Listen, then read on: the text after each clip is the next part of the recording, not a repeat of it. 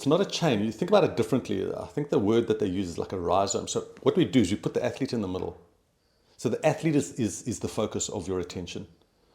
And myself, the physio, the doctor, and probably the coach and or the manager, we all relate to that. So what happens in those instances with Faf, so he will go to the physio, and before he goes to the physio, I will have made contact with the physio and say, right, what are you planning? What is your plan?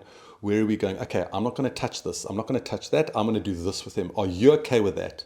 Wow. Okay. So that when he goes to the physio knows, okay, I know what Andrew's going to do.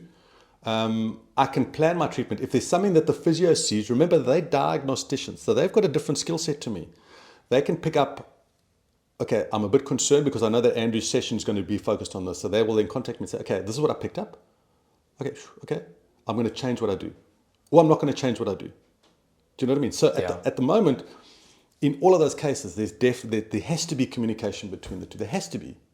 And that's how we work. And that's when you get this, like, you almost get into the zone. You get into this nirvana zone because all of a sudden the athlete thinks, geez, how's this working? How do you know? And I see it all the time. Like I have to phone doctors. I have to phone orthopedic surgeons. And it baffles me that I'll say to them, well, what is your return to sport? What are your criteria for this guy to go back? Oh no, I looked at them for a minute in my rooms. I did a meniscal test and they're fine. Okay, but that's like one part of the story. What about this? And as soon as you start explaining it to them, they say, okay, well, you can decide.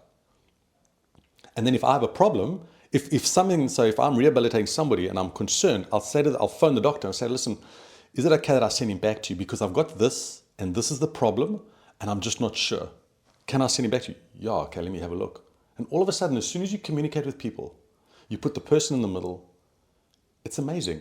And what it does for the patient is it just makes them feel so much better because now people aren't working against each other.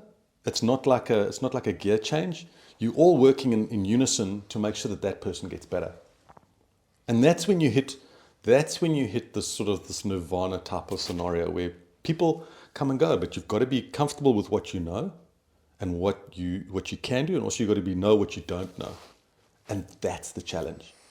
Do all top athletes who suffer injury get that mold? Or are there people, do you know what I'm saying? So like the Springboks and the Proteas and stuff, every one of them that get injured and are out for 6 months, are they put into, what did you call it? It's not a chain, it's like a rhizome. It's like a circle. Well, I would like to think so. Okay. But again, my experience over the last couple of years is that, especially in professional sport, I think it's such a cutthroat game that I think they do get looked after like that when